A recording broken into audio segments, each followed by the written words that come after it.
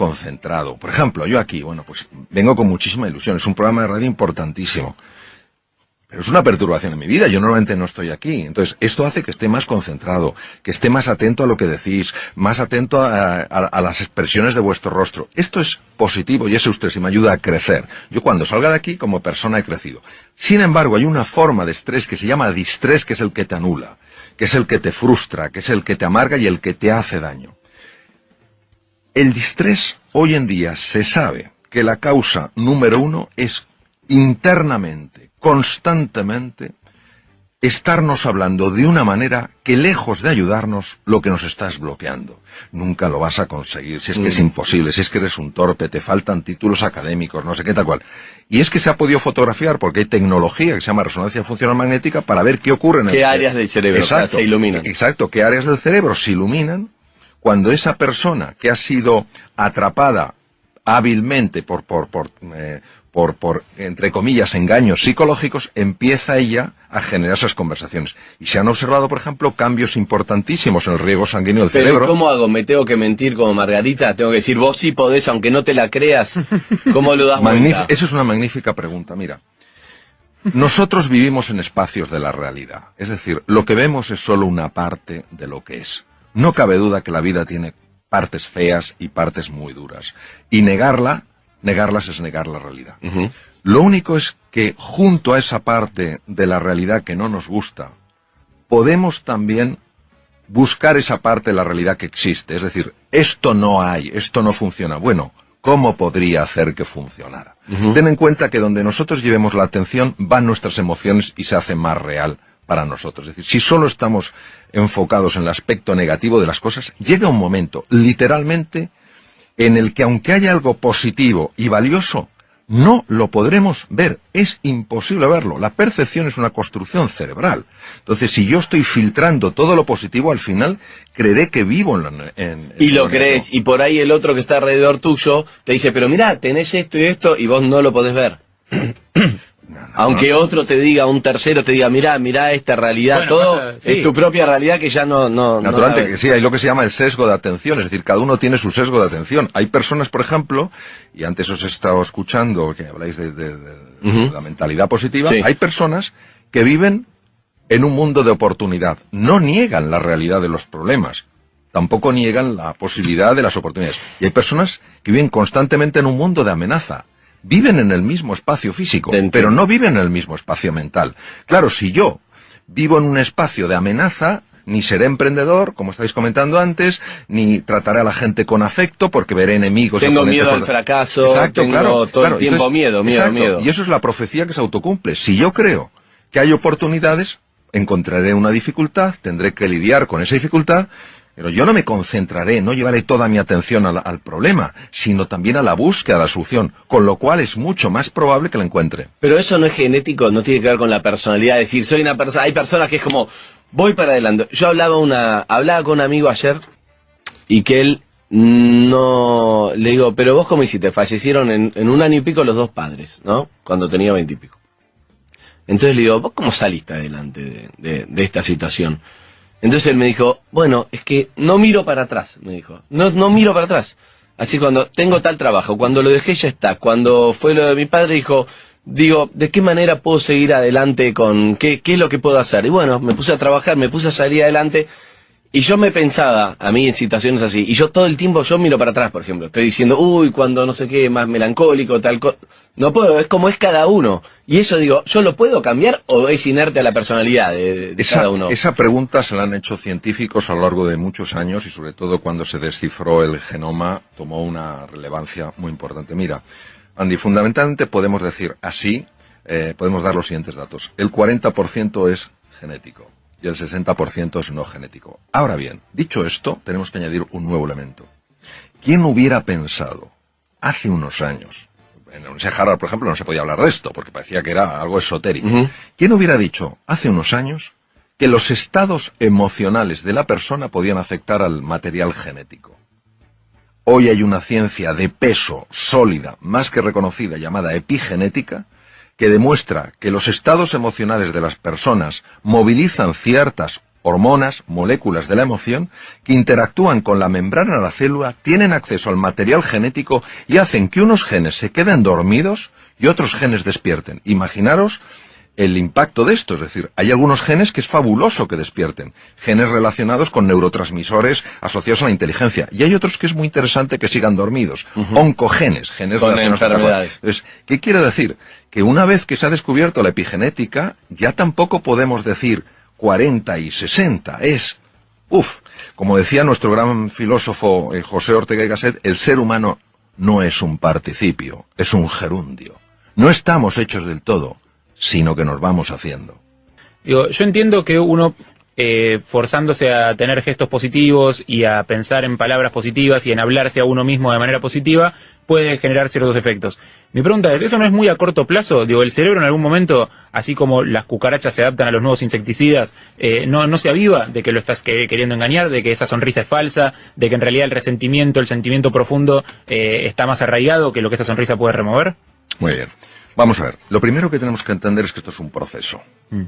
Es decir, no es que una persona finja una sonrisa, estamos hablando que no es una mueca irónica, sino el caso Margarita. No, una sonrisa. Exacto. Sí, sí. Aunque todavía no le salga porque no tiene la emoción ni la simpatía hacia esa persona. Es un proceso. Entonces lo que tenemos que entender es el proceso.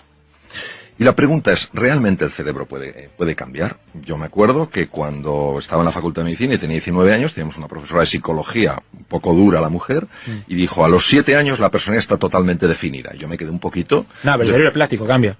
Exacto. Entonces, sí. Hoy sabemos que el cerebro es plástico. Entonces, la neuroplasticidad tiene dos componentes. Tiene dos facetas. Uno, la conexión de nuevas neuronas, y otro, la generación de nuevas neuronas a partir de células madre. Nosotros podemos generar entre 500 y 1000 neuronas a partir de células madre al día. ¿Qué quiere decir? Quiere decir que cuando nosotros estamos buscando el lado positivo de la vida, sin negar que hay un lado muy duro, muy doloroso y muy desfavorable, estamos cambiando la estructura física del proceso. Para que estamos influenciando sobre para qué van a servir las nuevas neuronas que se crean. Exacto, el nuevo tejido cerebral. Entonces, ten en cuenta que las células madre tienen que viajar 1 milímetro hasta el hipocampo, y ahí en 21 días se han convertido en nuevas neuronas. Estas nuevas neuronas de la memoria y el aprendizaje reestructuran toda nuestra personalidad, porque tienen conexiones a la corteza cerebral.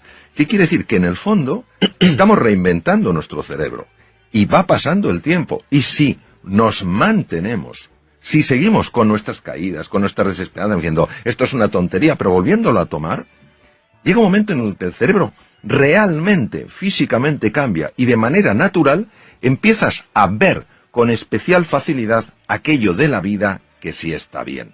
Con lo cual, tu forma de relacionarte con la vida es radicalmente distinta, porque te relacionas con más ilusión, con más alegría. ¿Niegas el problema? No, pero das más peso a la oportunidad. Ok, está bueno.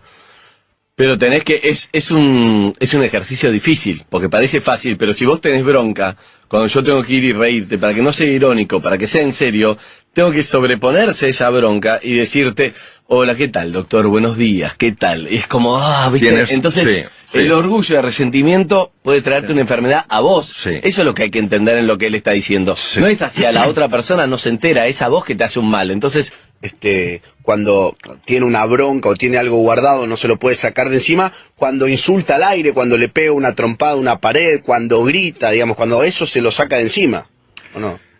Mira, eso es verdad. La sensación que una persona tiene en esos momentos es de liberación. Lo que se ha visto es que cuando se utiliza con frecuencia ese canal, el tejido cerebral dedicado a la expresión violenta de las cosas aumenta.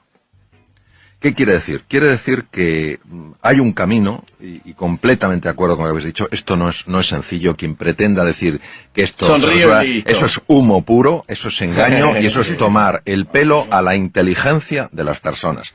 Es un proceso que requiere un compromiso enorme, y ese compromiso solo llevas a cabo cuando eres consciente, un poco lo que decías tú, Andy, del precio que estás pagando, del precio que has pagado y del precio que vas a seguir pagando en tu vida. Pero que garantizás que funciona, que está comprobado. Sí, quiero decir que... Eso es lo que me importa rescatar. Y no solo que esté comprobado, es que yo lo experimento en mi propia vida. Y respecto a la pregunta que tú hacías, que yo creo el comentario que es fundamental, ¿qué hacemos en los momentos de esa tensión? Pues yo recomendaría mucho lo siguiente. Es una técnica increíblemente sencilla. Tomar una hoja de papel y empezar a escribir las emociones. Ponerte a escribir las emociones. Enojado, furioso. Exacto, enojado, furioso, no puedo más, tal cual. ¿Por qué esto es tan potente? Porque la zona anterior izquierda del cerebro, que se llama la zona prefrontal izquierda, es la base de las emociones positivas. Cuando nosotros, una emoción que la tenemos ahí y que nos está desbordando, pero que todavía no la hemos articulado en el lenguaje, empezamos a articularla en el lenguaje, a la fuerza, para poderla articular en el lenguaje, para poderla escribir, tiene que pasar por la zona prefrontal izquierda. ¿Y entonces qué pasa cuando pasa por ahí? Pues imaginaros un hierro súper caliente que lo haces pasar por un tanque de agua fría. Entonces, no es que la temperatura, ese aumento de temperatura desaparezca por completo, pero sí se aminora. Y en ese momento ya puedes gestionar. Luego, otra cosa importantísima y que se ha demostrado de una utilidad máxima es, en esos momentos, cuando uno está así, uno es peligroso. Es increíble porque mi papá viene siempre, es sexólogo, mi padre médico, viene acá siempre con una frase que recién lo entendí desde el punto de vista de la neurociencia. Él siempre dice, lo que se verbaliza deja de ser peligroso. Y es exactamente lo que acabas de decir, que vos lo explicaste por qué es así, porque hay algo negativo que pasa por el otro lado del cerebro y eso lo tranquiliza. Entonces, o hay que decirlo o hay que escribirlo, está diciendo todo lo que uno siente. Lo que hoy sabemos desde la neurociencia, que han pasado muchos años, es que hay muchos elementos químicos. Y cuando hay esa frustración y esa tensión, hay una química que nos convierte en personas peligrosas. En ese momento, si tú vas a tu casa, vas a ver a tus hijos, vas a ver a tu mujer, a tu marido, a quien sea, y les vas a ver como oponentes, es decir, les deshumanizas. Entonces, hay otro sistema súper sencillo y súper potente para reducir esto, que es el ejercicio físico. No hablo de irse a un gimnasio, hablo de que en esos momentos de tensión empezar a andar deprisa por la calle. Los demás pensarán... Caminar. Claro, pero caminar acelerando el corazón y la respiración. ¿Por qué? No caminar normal. No caminar normal. Tienes que hacer así, como si fueras a perder el autobús, pero sin estar corriendo. ¿Por qué? Porque al hacer eso, hay dos cosas que se ponen en marcha. Una de ellas se llama, o dos hormonas, se llama la oxitocina. Más conocida en la mujer, sin embargo en el hombre tiene un papel importantísimo. Y el otro es la beta-endorfina. Ambas hormonas tienen la capacidad de desconectar un núcleo cerebral que se llama la amígdala. La amígdala y el hipotálamo son las bases de las reacciones de ira. Por eso, si un día alguien sale del trabajo y está porque le han hecho la faena, le han maltratado, esos momentos que todos podemos experimentar en nuestra vida, mi propuesta para la evaluación de los radioyentes es que no vaya directamente a su casa. Porque sino que va a contaminar con porque lo va a esa ira contaminar todo. Esa activación produce una contaminación llamada resonancia límbica en todo el mundo, sin darte cuenta, por los gestos, por el tono. Entonces, que se ponga a andar deprisa, entonces produce una... ¿Cuánto tiempo al toque lo va a calmar? Pues mira, si la reacción de ira...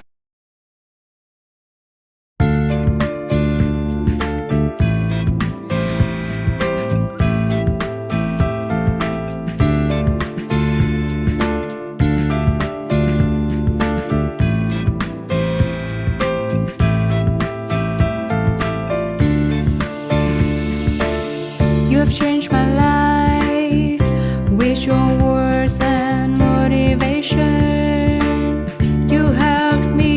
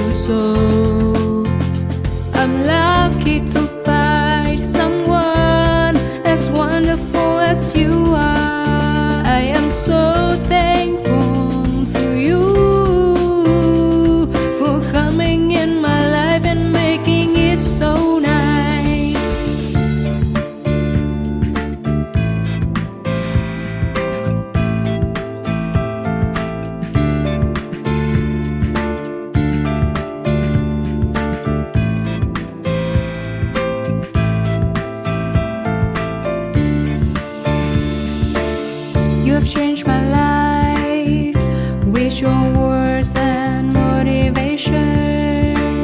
You helped me to become a better person. I feel so great about your love. Never felt that before. You have changed my life with your words and motivation. You helped me to become a better person. I feel so great about your love. Never felt that before.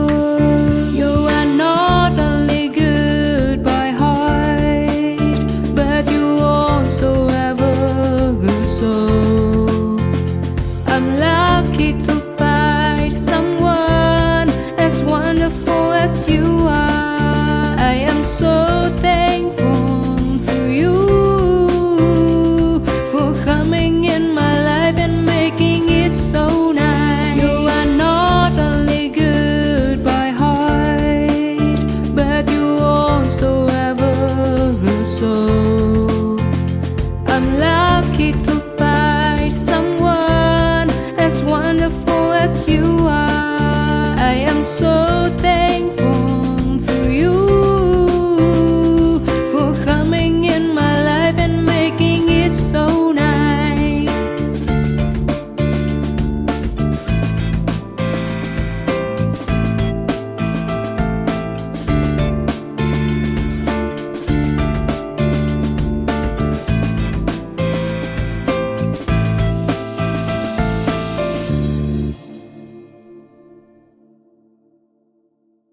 Es intensa, necesita 20 minutos. Si es Caminando menos intensa, rápido. caminando rápido. Entonces, esa aceleración hace que la hormona, la oxitocina, empiece a desconectar la amígdala deja de interactuar con el hipotálamo, que es donde está donde ponía Freud, precisamente el id, la parte más bestia del ser humano, la ponía el hipotálamo, que el hipotálamo tiene el tamaño de un guisante, pero manda lo que no se sabe.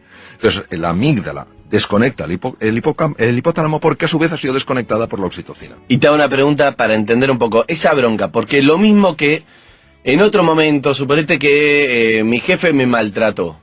Hay días que no te hace nada y un día que se me activaron los cables y tengo una bronca que es la que vos decís. ¿De qué depende eso? Depende. ¿Qué es lo que se produce ahí? Es una pregunta importantísima. Depende de cómo yo evalúe en ese momento lo que está pasando. Vamos a ver.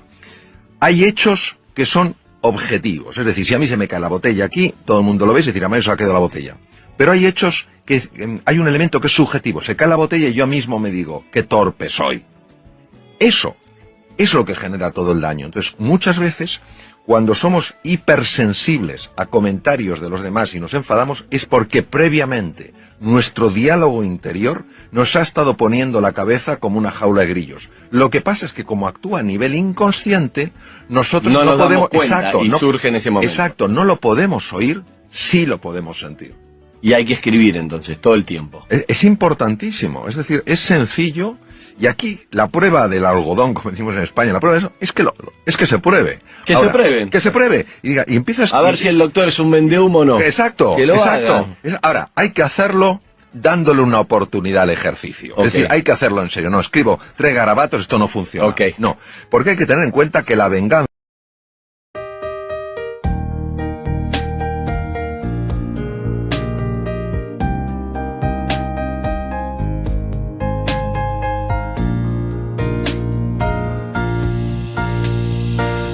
I wanna thank you for your unconditional love for me. You are the most beautiful thing I have ever had in my life. You are the reason, that's why I am living in this world. I wanna thank you for your unconditional love for me. You are the most beautiful thing I have ever had in my life. You are the reason, that's why I am living in this world. I admire the way you are always there for me. I admire the ways you always take care of me. I admire the way face. I admire the way you love me.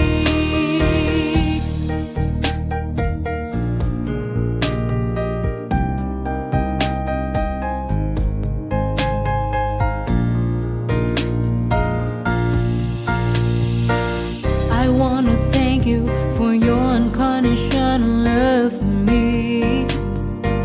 You are the most beautiful thing I have ever had in my life.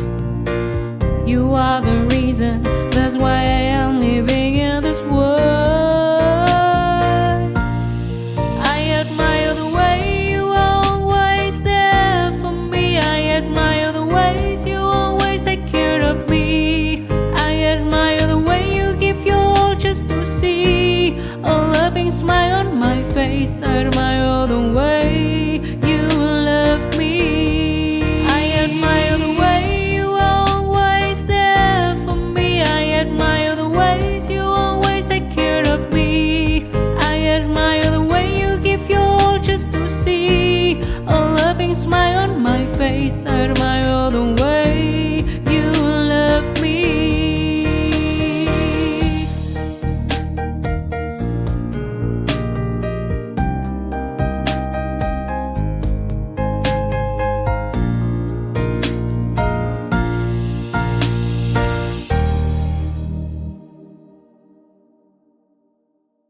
Y voy a decirlo, sentido metafórico, es muy dulce. Okay. Ya es muy atractivo decir, este se va a enterar. Bueno, que sepamos que cuando alguien nos hace una faena en el coche, y tenemos toda razón para enfadarnos, a quien le sube la tensión arterial es a mí. Al que se le altera el sistema inmunológico es a mí. Es decir, es una forma, no digo de egoísmo, sino de sano cuidado de uno mismo. Se trata de conocerse para comprenderse y comprenderse para superarse. Vamos a ver. Hay veces en la vida en las que a nivel personal o profesional con pequeños cambios vamos tirando. Eso no es reinventarse. Okay. Pero hay veces que a nivel profesional o personal tenemos que hacer cambios radicales, transformaciones profundas. Y en ese momento necesitamos aflorar de nuestro interior talentos, capacidades que no sabemos que tenemos y que son esenciales para dar ese paso. Es en medio de la noche, cruzando el desierto, saliendo plenamente de la zona de confort, de nuestra zona conocida, de nuestro status quo, cuando descubrimos verdaderamente la realidad de quiénes somos. La reinvención no quiere decir que te tengas que cambiar una persona, convertir en una persona distinta. Eres fantástico con quien eres. La reinvención es una invitación para que tu forma de ser y de estar en el mundo pueda traerte de la vida mucho más de eso que a ti te ilusiona. ¿Y cómo conozco qué herramientas tengo que no sé que las tengo? ¿Cómo las conozco? Claro, la reinvención implica que tenemos que encontrar una fuerza lo suficientemente grande para salir de la zona conocida, la zona de confort. De la zona de confort. Hay veces que uno lo puede elegir o hay veces que la vida te lleva a eso. Exacto, exacto. Entonces, de la zona de confort se pueden salir de dos maneras. Uno, la vida te saca. Ya está, estás fuera.